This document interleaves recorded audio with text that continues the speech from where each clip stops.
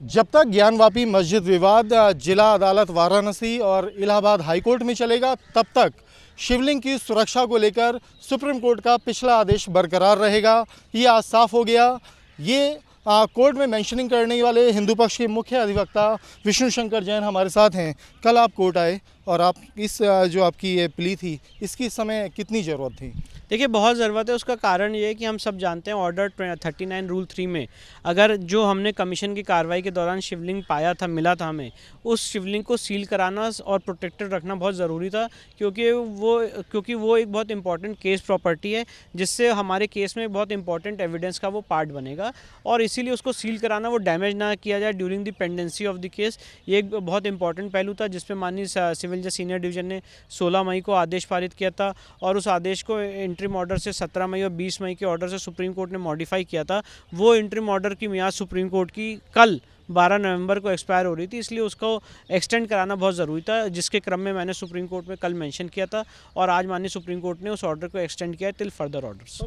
खास बात यह है कि सिर्फ उसको एक्सटेंड ही नहीं किया, इस बार कोई डेट डिसाइड नहीं है, यानी कि जब तक जो बाकी सूट चल रहे हैं तब तक वो आदेश बरकरार रहेगा।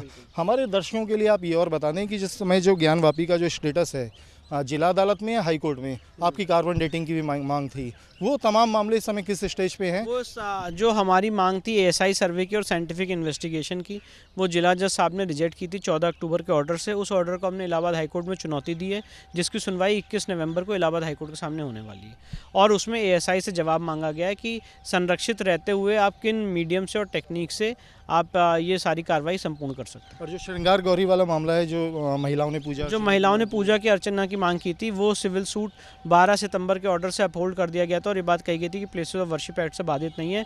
उस ऑर्डर को मस्जिद कमेटी ने इलाहाबाद हाईकोर्ट में चैलेंज किया है, जिसकी सुनवाई 22 नवंबर को। एक आखिरी सवाल है, आज जब सुनवाई हुई तो जो मुस्लिम पक्ष के वकील थे, उनकी एक एसएलपी का मसला था, जिस पर उन्होंने कहा कि उस पर अभी वो सुनवाई होनी बाकी है, जिसे निष्प्रभावी बताया गया। वो क्या मामला रहा? देखिए, हमने यही कहा था कि ये जो एसएलपी मस्जिद कमेटी ने दायर की है एडवोकेट कमीशन की नियुक्ति के अगेंस्ट, वो निष्प्रभावी हो चुकी है, क्योंकि 6 और 7 मई की कमीशन की कार्रवाई में पार्टिसिपेट किया था उन्होंने और उनका सिर्फ ये ऑब्जेक्शन था कि एडवोकेट अजय कुमार मिश्रा बायस्ड हैं, जिसपे 12 मई को सिविल जज सीनियर डिवीजन ने 2 और एडवोकेट कमीशन नियुक्त किए थे और उस कमीशन की कार्रवाई में पार्टिसिपेट करने के बाद आप कैसे कह सकते हैं कि कमीशन नियुक्ति ही गलत है, जब आप खुद ही उस ऑर्डर को सकम कर चुके हैं, जिसपे मस्जिद कमेटी ने कहा कि इसमें अपना जवाब देंगे और जब वो अपना जवाब देंगे तब उसका हम आगे अध्ययन करके उस पर अपना लीगल रिप्लाई फाइल करेंगे। शुक्रिया।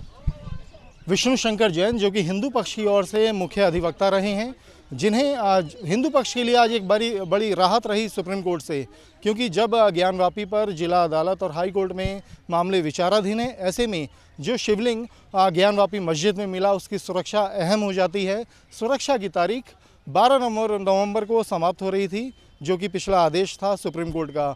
उस आदेश को आज सुप्रीम कोर्ट ने साफ कर दिया कि जब तक अगला आदेश नहीं आता, तब तक पिछला आदेश बरकरार रहेगा। वीडियो जर्नलिस्ट राकेश के साथ अवनीश चौधरी, न्यूज़ नेशन, दिल्ली।